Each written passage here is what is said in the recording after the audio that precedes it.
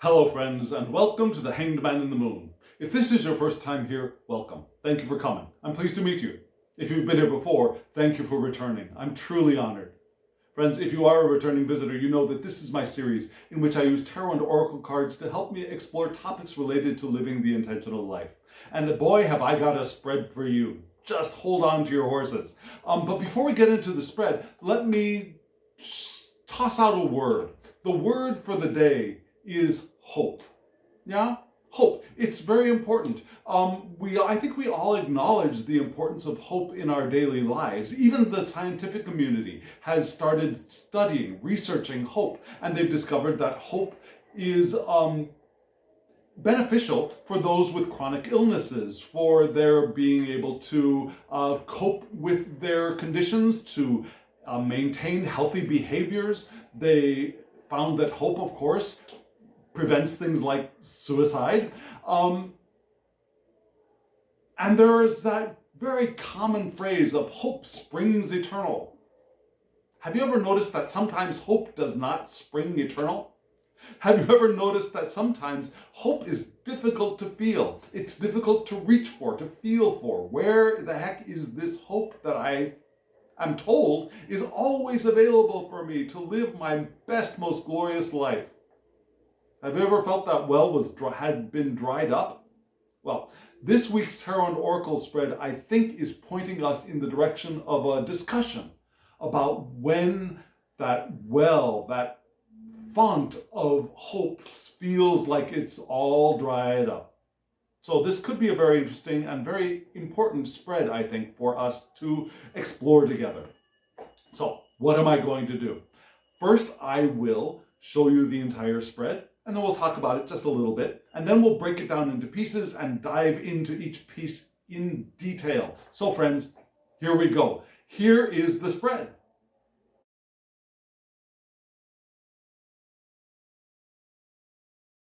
What do you think of that spread? Isn't it gorgeous? Now, if you are new to this channel, you may be wondering, what the heck is that? I've never seen a spread like that. Well, just in case you want to get some background on the spread itself, I have done a walkthrough of the spread. I've done a video just using one deck. So if you want to see that, I'll put a card up here so you can hop on over, get the background information on the spread, and then come back and watch this. Now, if you don't need that, just follow along with me now. Now, those cards in the spread, you notice that there were 4 decks, right? There are 3 tarot decks and 1 oracle deck. And they're beautiful cards. Beautiful decks. And in case you're interested in the names of the decks and the names of the creators, as always, there will be a short clip at the end of this video that gives you that information. And also in the description box below, there will be links to go look at the decks and perhaps purchase one or all of them. I highly recommend them, especially that first deck that I have at the top of the spread, because that has been my gateway drug into what is called the Continental Tarot system. Yeah, the system that predates the Golden Dawn. And so, yeah, this has been a very interesting learning journey for me, and I'm very deeply grateful to Payne-Towler, the creator of that beautiful deck. So, enough gushing. What are we going to do? We're going to break this beautiful spread down into 4 bits. The top bit at the top, the 4 cards that are all gathered together, that is the sun beaming in. And then the 3 cards that seem to be rising from below in a vertical line, we'll look at those, and that is the new sprout that is growing in that sunlight. And then the 3 cards coming in from the side, that is the hand reaching in from the clouds to grasp that sprout. And then the 2 very different looking cards at the very bottom, little cards, they're from an oracle deck, and they give us advice. So we'll look at those 2 last. So you heard those 4 parts, right? So we will begin with the first part, the 4 cards at the very top. Let me show them to you up close and personal right now.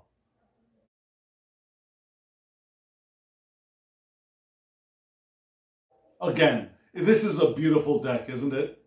And you saw in those 4 cards, starting with the upper left-hand corner, we had the 7 of Wands reversed.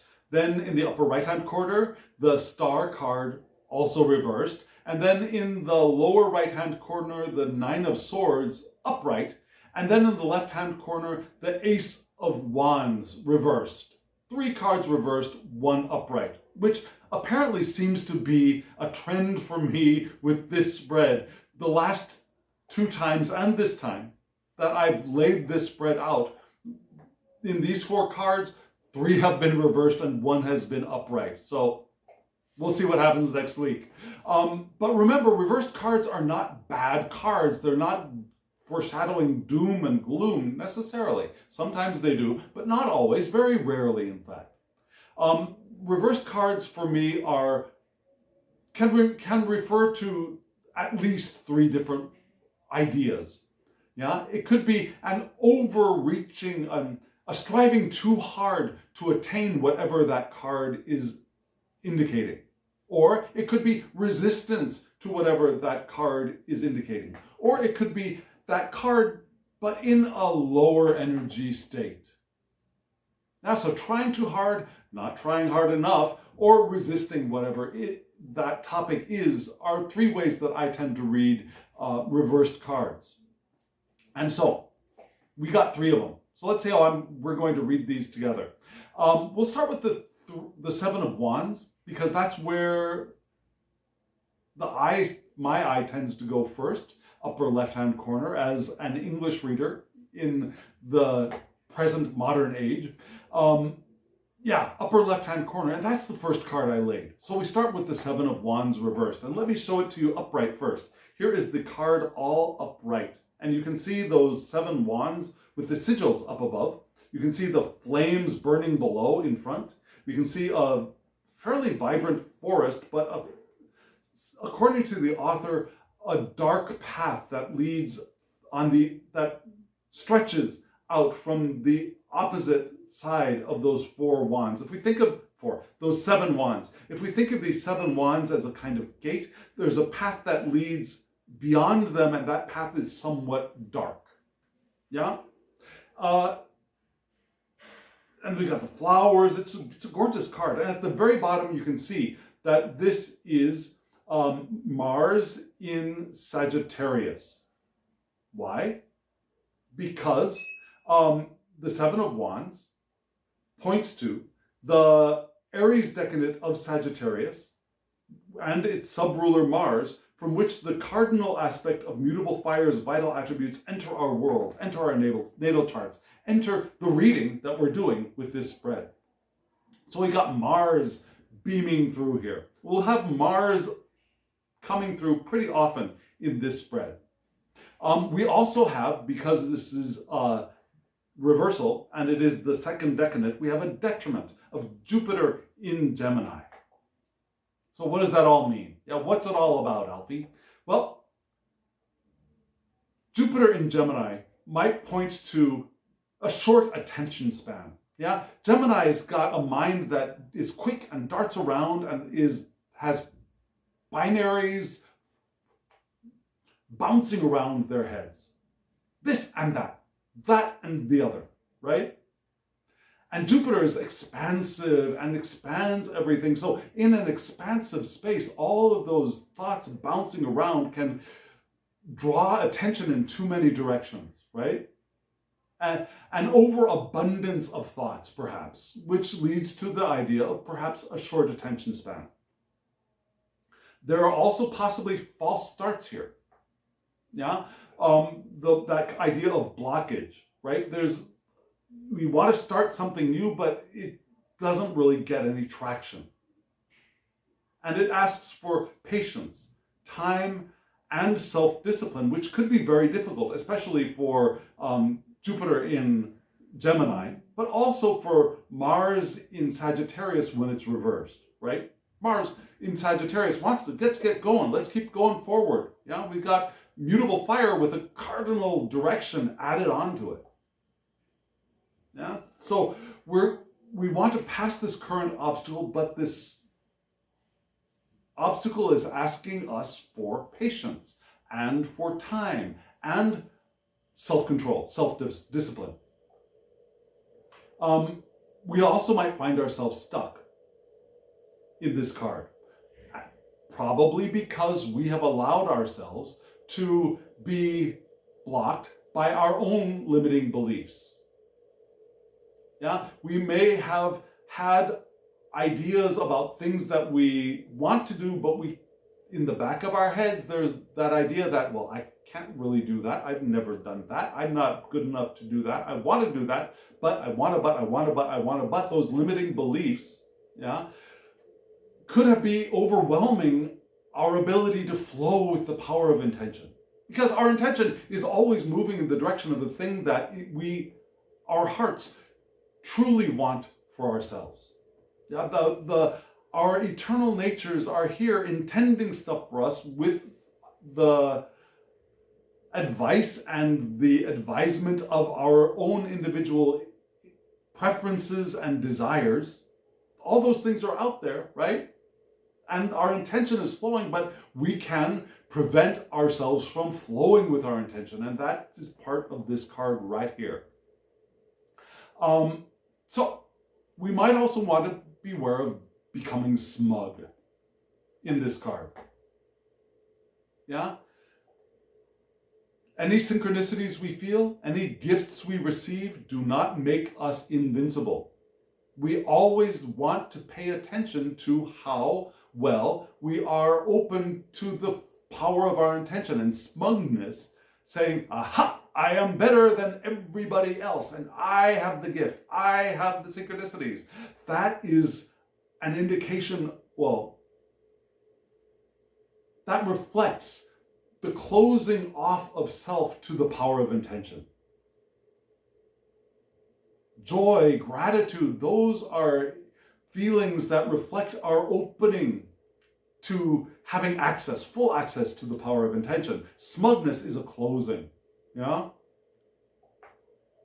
So this card is also asking us to seek real accomplishments that can make a difference in other people's lives as well. Now, if we open ourselves to bettering ourselves for the betterment of others, we're certainly open and feeling generous and feeling grateful and feeling hope, right? Because the more we help others, the more our well of hope is fed. So this card in reverse is an indication that perhaps right now, our limiting beliefs, our smugness, our negative closing off emotions could be cutting us off not only from intention but also from hope. The hope of our movement past this moment of blockage towards the things that we want, as we can possibly move with the powerful flow of intention. Right? And so this next card here makes absolute sense, right? It's the star card. We got it reversed, but here, let me show it to you upright. This beautiful woman in this beautiful garment, pouring water into what looks like a river, perhaps, and we see a bird in a tree up above. We see the normal number of lights in the sky. There's one big one in the center, and there are 7 others around it. Yeah, it's a beautiful card. Oh, I'm sorry, I missed the other there. Now there is a second jug. Do you see the second jug on her lap? That jug is the one pouring liquid onto the land. So we get both of those. Yeah, watering the water and watering the land. And the star card in this deck points to Mercury, which is which is housed in both Gemini and Virgo, right? From which these mutable air and earth's vital attributes enter our world. So here we've got Gemini repeated. Now we had the detriment of Jupiter in Gemini just a moment ago. Here we have Mercury in Gemini, which is where it wants to be, right? But we got it in reverse. But before we get to that, remember the star card is number 17, which means we have the Hebrew letter Peh. Kind of like Peh. Peh. And Peh, yeah, is the letter which is a symbol for the mouth. speech, the power of speech. Our words create, right? Also the words that come out of our mouths, but also the words that we speak inside of our own little heads, yeah? And that word has creative power. Whether it's a word of hope and joy and love, or it's a word of fear and limiting belief and smugness, they all create. Now, it doesn't mean that we need to freak out, but we do want to realize that the way that Gemini can go back and forth, like we had that split short attention span, bopping from positive to negative thought, will have an effect here. Also, we have the rune Tiwaz, one of my favorite runes, because the rune Tiwaz points to the great god Tyr. And I just love saying that, the great god Tyr, which was the god who sacrificed his hand. Yeah? There was a wild wolf, a monstrous wolf that was out attacking everybody. And so, to chain the wolf up, they had to distract the wolf. And to distract the wolf, Tiwaz, the great god Tyr, the great god Tyr offered his hand for the wolf to bite down on. And as the wolf bit down on the great god Tyr's hand, they were able to put a chain around its neck and bind it up. So there's that sacrifice for the benefit of others here. Also justice, authority, self-sacrifice, which we just mentioned, and success. Because that sacrifice led to a great success. Other indications for the star card. In reverse, we've got this differently, right? In reverse, the guidebook says for us to consider our vulnerability, like a chick stepping out of its shell. Hopefully there's a mama chick there to protect us, but maybe mama chick's not there. We are vulnerable as baby chicks hatching out of the shell. We can't fly. Yeah? When we first come out of our shell, our feathers are all wet and matted, and we've got to wait for them to dry for us to even be able to start moving around. So we're very vulnerable as chicks coming out of an eggshell.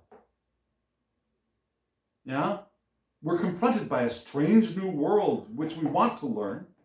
We came here to learn, but still we haven't learned it yet. There's a lot out there that's just so far beyond what we know. So, this card in reverse asks us to, 1, consider our vulnerability, but also surrender to the universe. Surrender to our trust in the friendliness of the universe.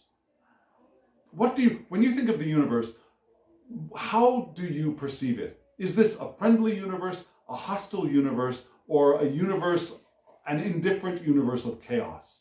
However we answer that question is attributed to Albert Einstein, and that is a false attribution, but still, it's a good question, and an important question. If we see this world, this universe, as a positive, a beneficial, a supportive, a friendly universe, then we can trust in it. That we will be okay no matter what happens, right? We might get knocked around a bit if we step off the edge of our nest and fall to the ground, but we'll be okay because the universe has our backs. So, this card reminds us that there are no blocks to the flow of life. Even if we feel like there are no blocks to the flow of life. There's no denial. So no denial, no ego agenda. Open ourselves to trusting in the universe. That's what this card is reminding us to do. To flow along the current of intention with grace. Even if we don't feel the hope, we can hopefully at least reach for trust. Trust that we've made it here this far, and that the current of intention that we are riding will carry us where we want to go. And remember, everything that we say is creating, right? And that doesn't mean that we want to be afraid of our thoughts by any means, but we want to give attention to the thoughts that we are thinking and the way that we are expressing ourselves in the universe. Because our words create, inside our heads and out. Perhaps even more out, but inside our heads too. And so we're going to move into the Nine of Swords, because this could be one reason why. Now, yes, we're going to move into the Nine of Swords. I had originally thought to move to the Ace of Wands first, but I realized, no, let's move into the Nine of Swords here. And this is, well, see, I was all prepared for the other thing. But here, the Nine of Swords. You can see this beautiful, beautiful raptor chained to the earth. And there's the moon above the raptor, and there are 9 swords stuck in the earth below the raptor being the bird, right? But this raptor, this beautiful, magnificent creature, is chained. And you can see at the bottom, we have Mercury in Gemini, right? Because this is the first decade of Gemini. So we have, this card points to the Gemini decade of Gemini and its subruler Mercury, all very happy, supersized Mercury in Gemini, from which the mutable air's vital attributes enter our world. And we had mutable air just a moment before here, in reverse. But here it's upright.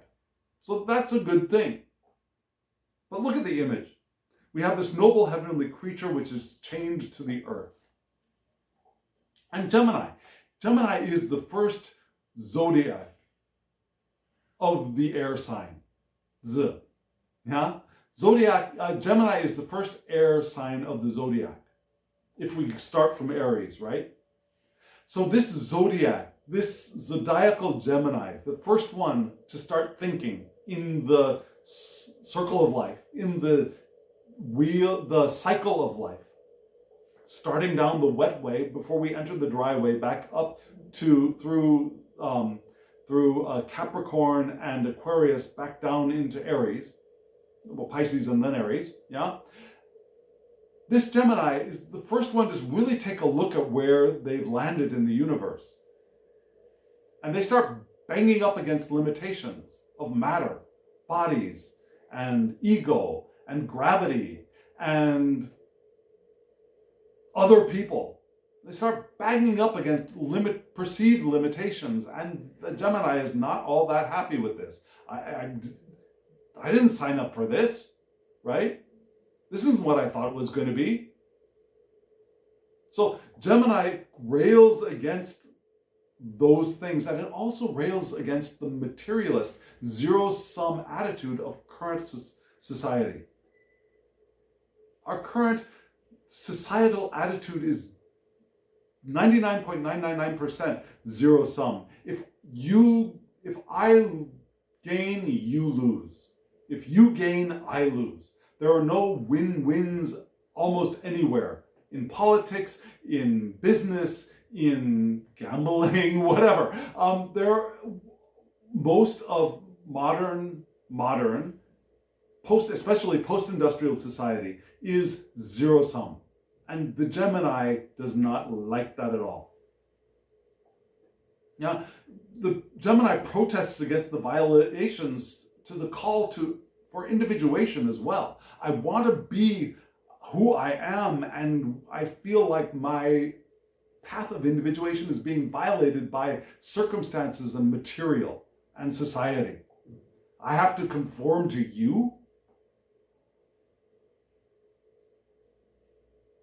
Our individuality here is pruned to be acceptable in society. And in that pruning, some of that stuff that gets pruned might be our source of hope. But with determined vigilance, we may find ourselves able to slip free of the chains that bind us, like the chains that are binding this bird. Because remember, this is an upright card, right? There's hope and potential here. Not that there aren't hope and potential in reversed cards. There is hope and potential in the Seven of Wands card reversed as well. Now, but here in this card with the bird chained. Yes, but this bird might be able to slip free and soar, discovering our hope, reclaiming our hope. And so what is the next card? The next card is the Ace of Wands reversed. Let me show you the Ace of Wands upright and remind you that this is my Ace of Wands spread. This spread was inspired by this card. And here we have the hand grasping the sprout, which is growing before the sun, the light of the divine, which these four cards that we're looking at right now represents. The four cards we're looking at now represents this divine light, what is beaming into our experience. And at the bottom, we see Mars in Aries, because this card points to the Aries decadent of Aries and its subruler Mars, from which the cardinal aspect of cardinal fire's vital attributes enter our world, enter our natal charts. But because this is reversed, we don't have the we have something else. Yeah, instead of having the I've forgotten the word for it, we have a similar. We have a similar, which is Mars, not in Aries, but Mars in Scorpio, which is fine. Scorpio's on the dry path. Mars in Scorpio is actually the more mature of the two. Aries and Scorpio, both domiciles of Mars. Scorpio is the more mature. So in reverse, what do we have? We have the fire above. We've got the plant growing down to below. And Mars in Scorpio is intuitive. Mars in Scorpio is persistent and driven, like my grandmother, who was a Scorpio sun. There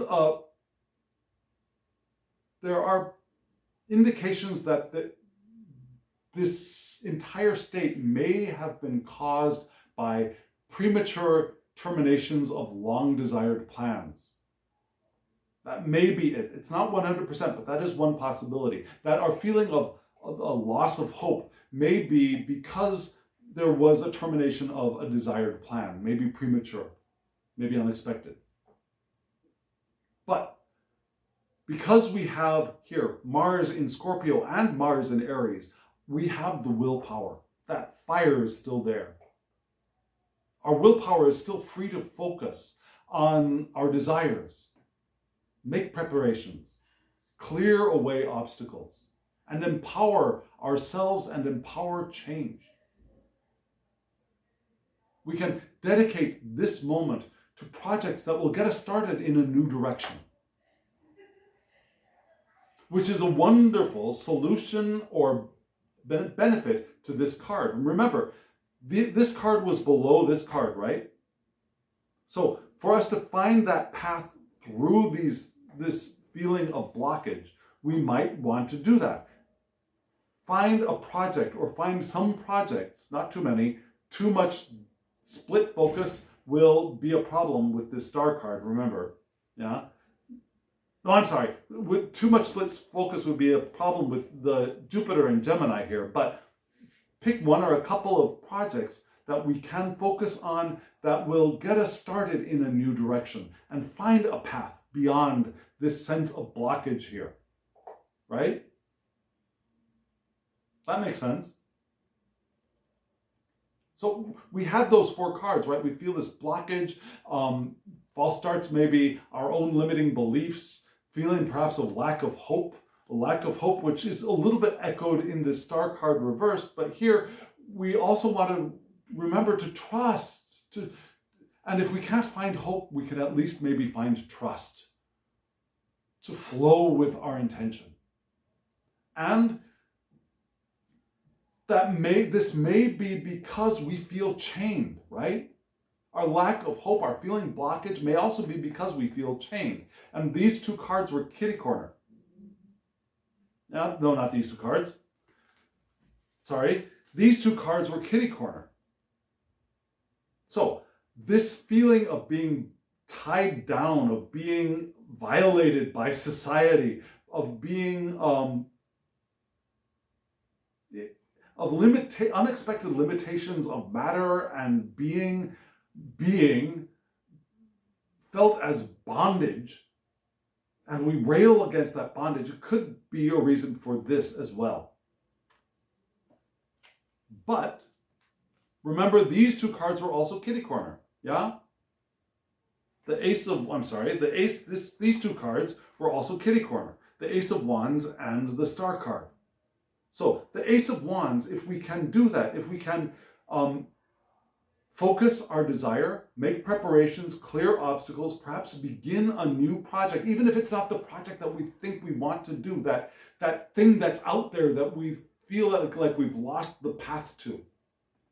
We can still start a new project that might get us around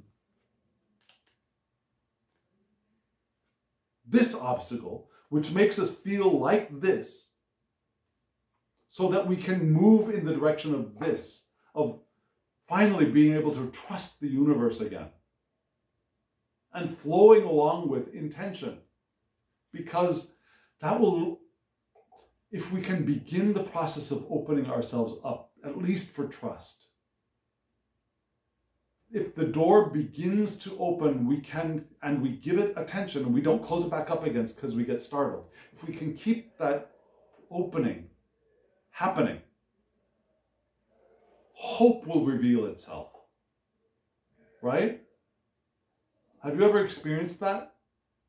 It is true. Believe me, hope will reveal itself if we allow ourselves to continue opening in trust to the power of intention and to our connection with the divine, to our connection with the eternal beings that we are, having these human experiences. So this is the light that is shining from the divine into our experience, pointing out where we are at this point, at this moment, and why, and maybe some things to think about or consider or trying to do. So we're going on now to that vertical, that shoot that is growing in the light of these four cards. Let's take a look at that shoot, that sprout. Here it is.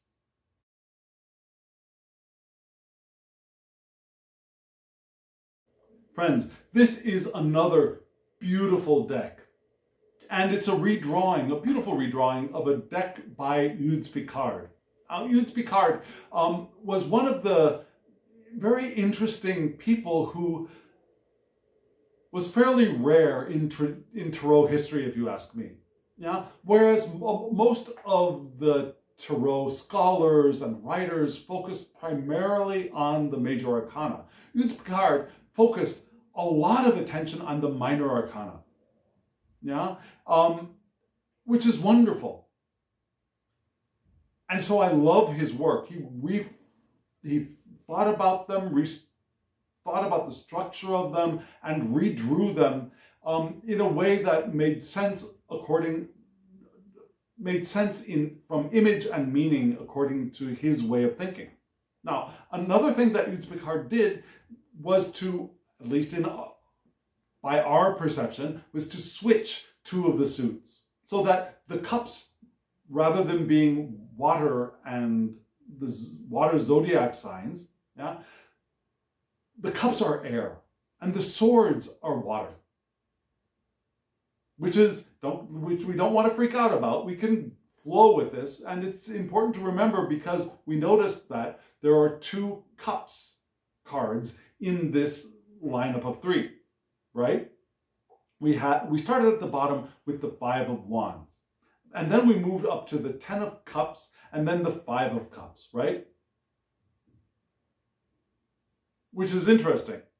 Now we had two 5s and a 10, which made me think, well, maybe we should start at the center and then read the top and the bottom. Or maybe we should read the top and the bottom and add them up to find the 10 in the center, which all are possible ways of reading this spread. But because I see this spread as the sprout growing up from the ground into the heavens, I'm going to go with that reading.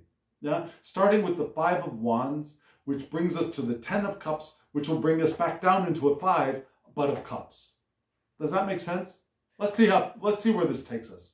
So we're going to start off with the 5 of Wands. 5 being a pentagram, right? fiery, fiery pentagram here. Beautiful cards. And there are, I'm not sure what I want to say, except that, yeah, we have the pentagram, we have 5 wands. Okay, let's just go with that right now. What does the 5 of wands mean for Oud's Picard? Well, 5, hand, willpower, right? Willpower plus passion equals ambition to Oud's Picard. And when that ambition is blocked, it could also be irritability. Now, we really want something, and if that really, really wanted something is blocked, we can get irritable. And we could go farther beyond irritability into hopelessness, right? But here we do have at least high aspirations, which, again, could be the reason for this card in reverse anyways, right? The 7 of wands we had up there at the top. Well, here are the 5 wands that give us perhaps the behind story to those 7 wands reversed. We have high aspirations. We have powerful will and desire to achieve greatness, whatever that means for us, whether that is a great home to live in, whether that is a great job or a great work of art, something that we feel is our mode of creativity. And everyone's mode of creativity is different. Creativity doesn't only mean painting paintings for an art gallery or sculpting things for a museum. Creativity also is cleaning the house and creating a beautiful home, or creating food, or creating a family, a relationship. All of those are expressions of creativity. And here we have the desire to achieve greatness in however we are expressing our creative passions.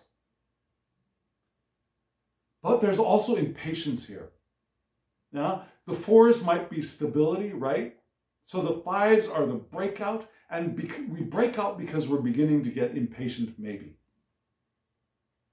There could be heated discussions or interpersonal friction because of that impatience and that feeling that things aren't going as quickly as we hoped they would go. Which again leads us into that 7 of wands reversed that we saw just a bit ago. So this is where we start. This is the thing that's beginning to grow. And that leads us into, the 10 of cups. Beautiful card. We see these 10 cups are in a wheel form, like the wheel of fortune, the 10s. The 10 here reflects the 10 in the major arcana as well. So we have that wheel of fortune thing. You notice the flowers in between the top of the cup part of the glasses. Now each one of these glasses is separated by a rose. It's beautiful. But the cups are also connected at the center, right? So this 10 of cups points to harmony in relationships. We have that potential of friction and interpersonal friction and irritation in the 5s, but as we grow, we want to move into harmony in relationships, family, friends, co-workers. We want to be in right relationship. Why? Well, because remember, now you're thinking, well, relationship, that's cups, right? What was he talking about, this being air? Well, why? Why? Because these cups seem to be separate, but they're actually joined at their bases, at their roots, like a forest of aspens. Have you ever heard about aspens? They grow from a collective root system. They are more than interconnected, they are inseparable to stay healthy and alive. Like these cups, they are inseparable. These cups at the base could be joined by roots, or they could be joined by a web, like a spider's web there at the center, because we are all connected. And because we are all connected, we want to have harmony in our relationships, and so we give attention to the connections that we have with those around us and how we can interact with each other harmoniously. Having a right relationship, how we communicate with each other, air. How we speak to each other, air. How we think about each other, because our thoughts create, our words create, right? Air. So here we have the 10 of Cups. Beautiful crystal cups through which the light of the divine can beam into our experience, and we can open ourselves to the potential of harmony in all of our relationships. As if we can move from the 5 of Wands with ambition and high aspirations, but a great potential for friction and irritation, we can move through into harmony of relationships. Then we can move into the 5 of Cups. 5, again, willpower, right? The 5 of hand. And wisdom also. And wisdom and willpower can rule our feelings. Yeah, those aspects of mind can rule our feelings. So even if that bit of irritation might begin to raise its naughty little head, to raise its head out of the ground, we might be able to be aware of it, notice it, and do something about it. Yeah, we'll have discernment in the 5 of Cups. Reflections on life or our personal situation in this card, using our mind to understand the things that we are feeling, is of benefit to us here. Objectivity rises from a mire of subjectivity. The individual will and agency of the 5 rises from the emotional muddy pits, depths here. So yes, our ability to reflect on how we are feeling, what is going on, and our willpower which allows us to rise from the mire of subjective, muddy feelings of the dirty water, like a lotus flower growing out of the mud. This is a potential. So our wisdom and our willpower can arise and rule the day, which is wonderful, right? So that's what's growing in the light of of the 4 cards, which are beaming into our experience at this moment. And now we've got a way for us to reach in and take a hold of this sapling that is growing here. So how can we get a hold of or understand what is growing in the light of the 4 cards of, again, feeling blockages and like a chick just out of a shell that is in a strange new world and feeling maybe trapped by the material experience and needing to, our desire or the benefit of focusing and planning and finding a new way around. So that this can grow into our experience of that passion growing into wisdom and willpower through right relationship. So how can we reach out and get a hold of that? How can we understand it? Let's take a look at those cards.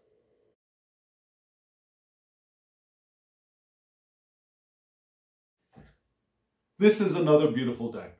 This is a mass market deck by Llewellyn, and it's a redrawing of the Oswald Worth and the Eudes Picard decks combined. It's a really cool deck.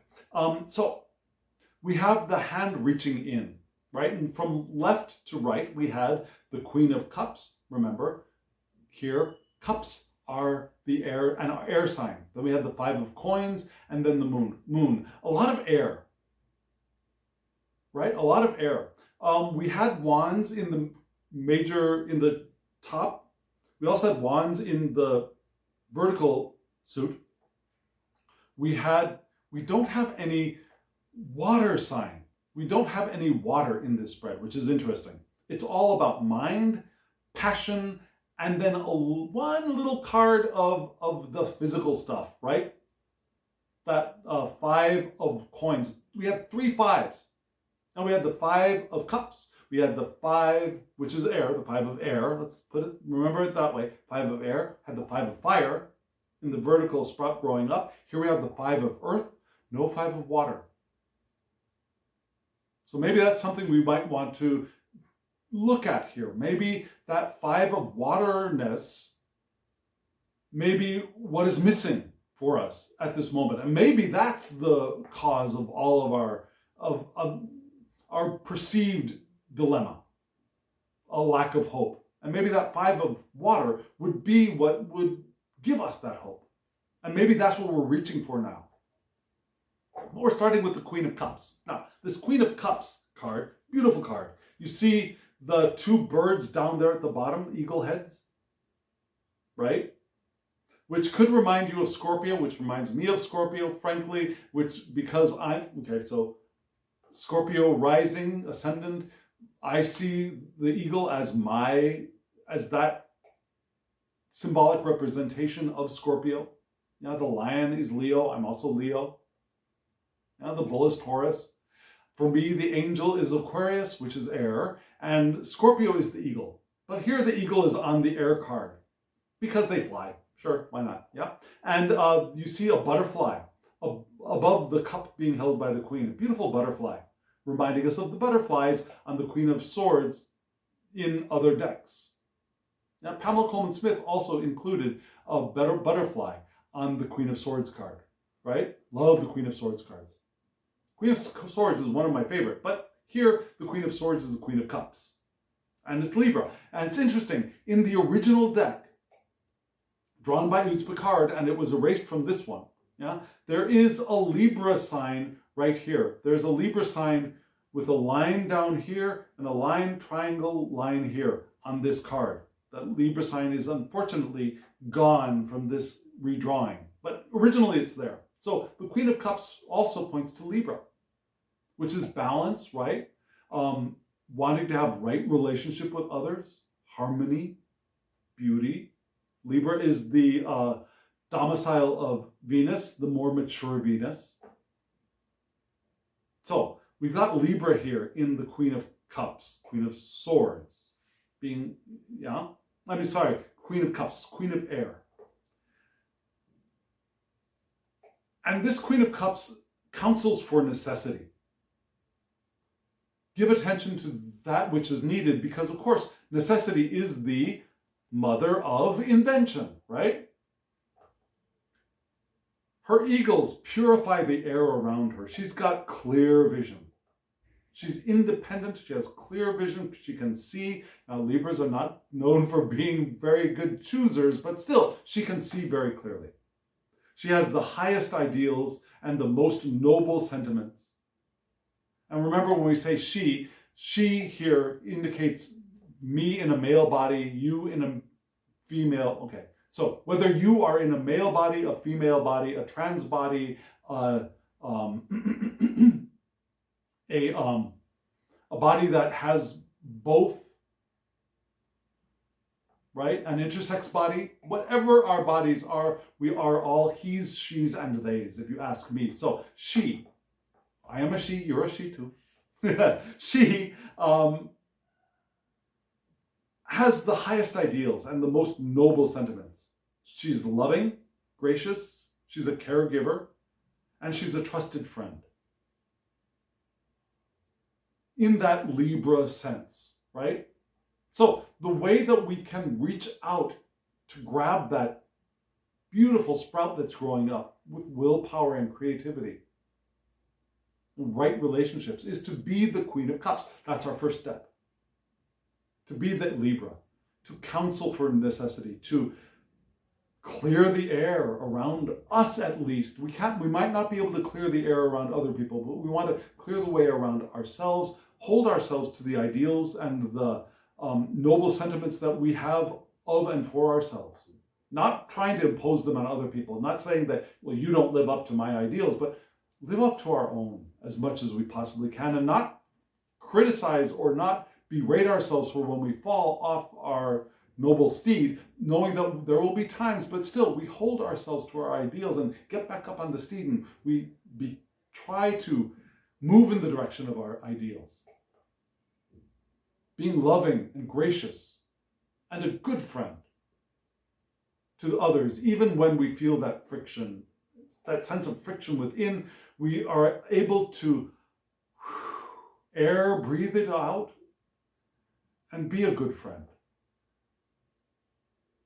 Now, if the person that we are feeling irritation from is doing something that is harmful to them, not just something that, well, you shouldn't be doing that, but something that is harmful to them or others, then maybe a good friend would do the counseling bit or point our friend in the direction of counseling. That's not what we're talking about here. We're talking about those times where, well, you should have done this and you should have been, those irritation things of not right relationship. Be a good friend to our family, to our friends, to our coworkers. So that's how we begin. And we move into another 5 here. Right? The 5 of coin. Beautiful card. 5 coins around a pentagram. 4 right pasted up against it, and then 1 up at the very, very top. And the 5 of coins points to intelligence that dominates fortune. Yeah? Our willpower, our brains dominate the wheel of fortune, perhaps. Our frugality and thrift are evident, but we move forward. We have incremental and steady gains in our resources. So it's not a stagnant kind of what many people read as the 4 of coins of, I locked all my resources in my chest and nothing's going out. Definitely nothing's going out, but probably not very much is coming in either because it's all locked up. And I might be scrambling for more. Scratching for more. That greedy idea of the 4 of coins, which I don't ascribe to most of the time. But here we've got something else. We've got an open chest, and we're frugal. We don't let too much go. And we have a slow and steady incremental gain in what our resources. More is coming in than is going out. Not a huge gap in the difference, but there is a gap. And we are slowly and steadily improving, gaining. Whatever that resource is, be it cash, be it dex, whatever it is. Also, diligence and productivity will accumulate more of themselves. We don't only accumulate more stuff, we accumulate more of our, what do we call them? Our good points, our oh gosh, that word is floating around in my head and I just can't catch it. Our good points, not our honors, anyways, that good stuff that is part of us, that accumulates more of that good stuff. Our virtues, that's it, our virtues. The more virtues we have, our virtues will accumulate more of themselves. Not only resources, but our virtue, our good points. So we begin as the Queen of Cups, Queen of Air, as we reach out, and our intelligence dominates fortune, and our diligence gives slow, steady increase.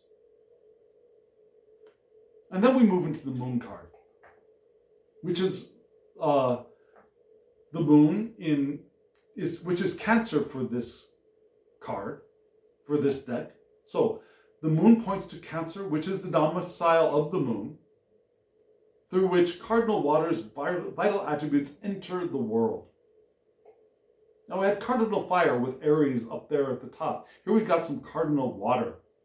And the Moon, being the 18th card, points to the Hebrew letter Tzadeh, which kind of looks like a fishhook if you look at it right way, or a javelin. I don't know how it looks like a javelin, but I think the original old Hebrew and Phoenician or Aramaic letter looked like a javelin too. Now it looks different.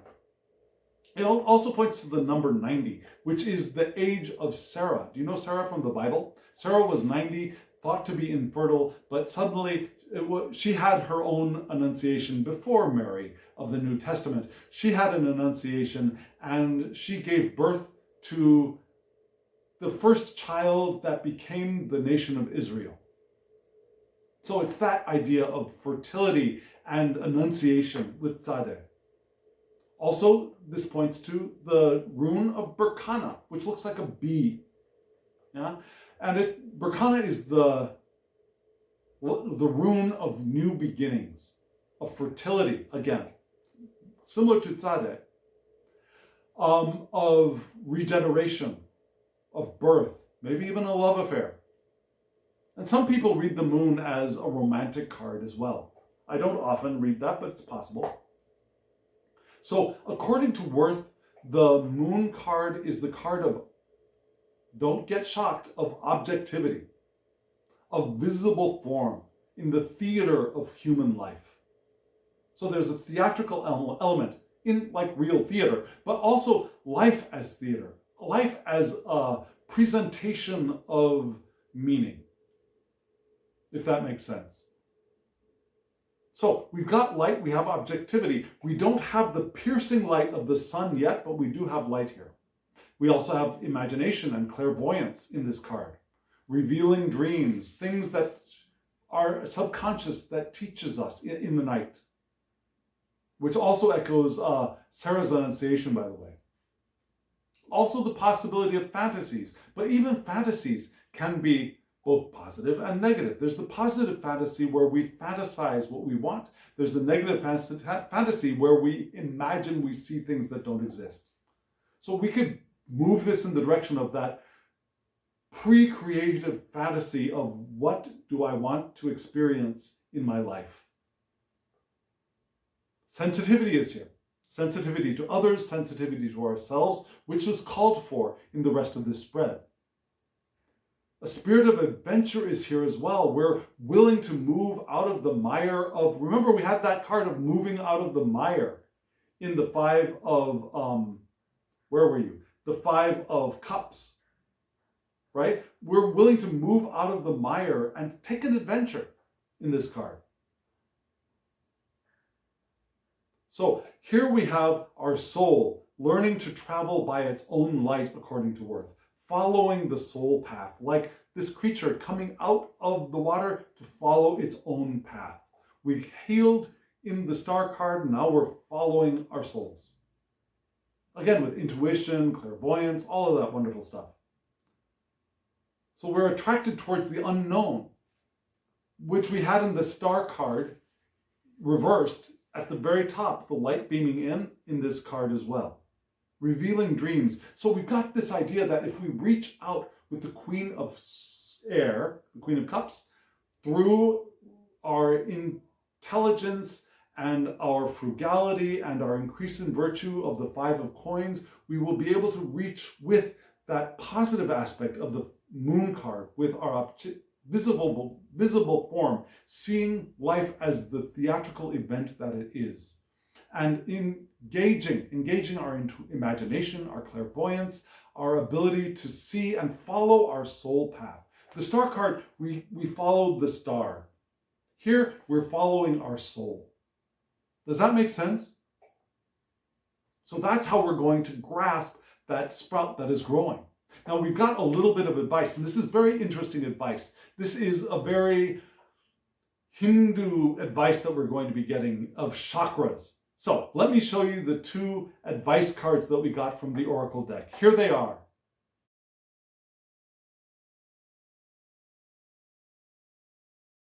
These are two gorgeously drawn cards. Let me show them to you again. The colors of the cards are significant. They are both indications of chakras. Now remember, where have we come from here? Now we started off with the idea of potential blockage, the path forward seeming blocked, false starts maybe, and maybe are feeling chained by experience and feeling that indignation of our desire to individuate being clipped or being restrained and the bondage of that. And we have the potential of allowing ourselves to open to trust the universe. And the way to do that might be to give attention to what it is that we really want to, even though we feel like the sprout that we want to grow is not growing right now, we can give attention to clearing away the obstacles, to give attention to that thing that we actually do want to grow in our inner space. And maybe that'll help us find a path around. And then we got that idea of our willpower, our passions growing, but feeling irritation, the potential for irritation and the potential for banging up against people, but the advice to open to connection, interconnection, right relationships. And if we do that, we will have our mind able to rise up from the mud, but also to be aware of and sensitive to what is happening emotionally and reflect on that and learn from that and move forward away from the stuff that we don't want, into the stuff that we do want. And we reach out to grab that by being the Libran, queen of air. We increase our diligence and our virtues in the 5 of coins, and we can finally reach out with our intuition and our clairvoyance, our revealing dreams and following our soul path. So how do we do that? There's that rising up from we almost feel this spread rising up within the body as well, which is interesting because we've got an ascending pair of chakras. Now the first one, which was on the left, we're going to read left to right because we are Westerners and English speakers, and especially I who laid out this spread, and I laid the spread from left to right. So here we are. This card starts off the advice, and this is Svadhisthana,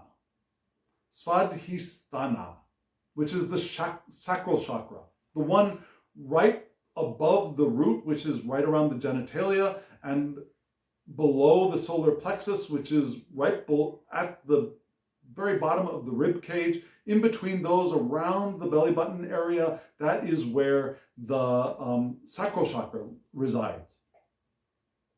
And this color is generally orange, although this card looks red, which reminds me a little bit of the root chakra, but this is Svadhisthana, the sacral chakra, one's own abode.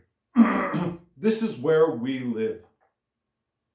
And we've got a 6-petaled lotus here. That's a beautiful, beautiful card. And because this is the sacral chakra, this links us to the moon and water. Now, this is where our advice begins. Link into the moon and water. Link into that clairvoyance, maybe.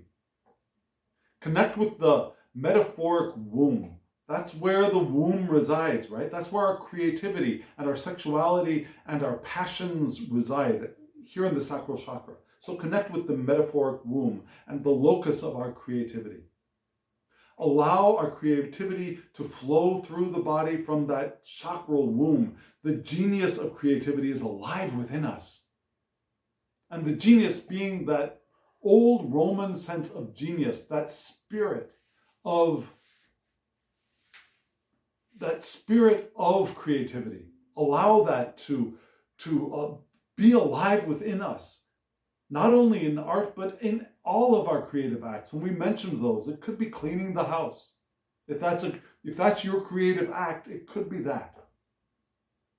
Our passion and our sensuality live here too. And that's where we begin. That's the advice, to connect with that sacral chakra and feel the genius of creativity rising up within us.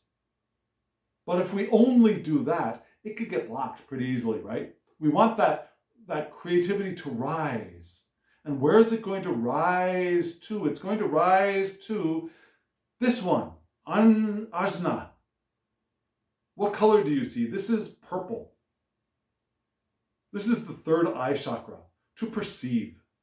So we feel that Kundalini energy, we feel the passion, the creativity, the arise from all of our wombs, whether we are in male bodies, female bodies, transgender bodies, whatever.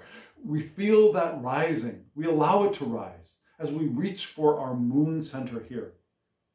As we open to our moon center, we allow that energy, that passion, that creativity to rise to our third eye, to perceive. And you see these two petals here. Can you see the two petals? These two petals are Shiva and Shakti, which come together to be the androgynous, now let me try reading this, Ardhanashrivara. Ardhanashrivara. I'll get it out eventually. Ardhanashrivara is the androgyne for the Hindus. The combination of Shiva and Shakti. And that's what this double petal indicates, both the male eye and the female eye. The Shiva eye and the Shakti eye combined into the androgyne. So that energy rises up to our intuition, again, the moon. Our perspective, our imagination, our insight, all of that is beamed out into the world and received through the third eye, right? We seek the truth. We trust divine guidance. We trust that soul path that we mentioned. And we trust that we can follow our soul path. We receive clarity from our dreams and visions, again, the moon card. But here's the reception of that. We can know our deep inner truth here. We can give attention to signs and symbols here. We can see them presented for us, presented by the oneness. And we can sit with those symbols and signs and synchronicities to receive the wisdom that they're presenting. Because you see have that synchronous experience and we say, oh wow, that's synchronicity. And then most of the time we just let it pass by. It's like, oh wow, that was important. Now what? Instead, this card is asking us to, yes, receive that and then sit with it. What truth can it reveal for us? We want to be a witness to truth without judgment here. So that is the advice, to allow our creativity to rise, to feed our third eye, our vision of seeing, of intuition, and also allowing our intuition and our imagination and insight to feed the sacral chakra, because it's not a one-way road, right? There's a two-way path of rising and descending here. Otherwise, we get stagnation of one kind or another. Or draining. Yeah, in the body, the energy, the ki, the kundalini, the chi in Chinese, the life force, the energy moves in cyclical circular patterns of rising and falling, like the tree of life, when the tree of life is working properly. Yeah, it's functioning at its fullest. So that is what this whole spread is pointing to, and how we can allow ourselves to move forward. Does that make sense? I hope it does. If it does, let me know in the comments below. If it does not, let me know in the comments below. I'd love to hear what your interpretation of this spread might be. And friends, hit the thumbs up button. It really does help the channel. It brings more people to the channel. It brings more eyes to the videos. So do that for me. That would be a great blessing, and I would be deeply grateful. Also, subscribe if you haven't subscribed, and hit the alarm bell so you get notifications. And comment below, really. I would love to hear from you. I'd like to engage. What struck a chord for you? What fell flat for you? I would love to hear. And friends, if you want a private reading from me, my email address is below. The Hanged Man in the Moon. Shoot me an email. We'll get you a reading, whatever you want. And remember, in just a moment, there will be a short clip that gives you the names of the decks and the creators. So stay tuned for that. And friends, now, as always, I wish you love, joy, well-being, and pure awareness. Thank you.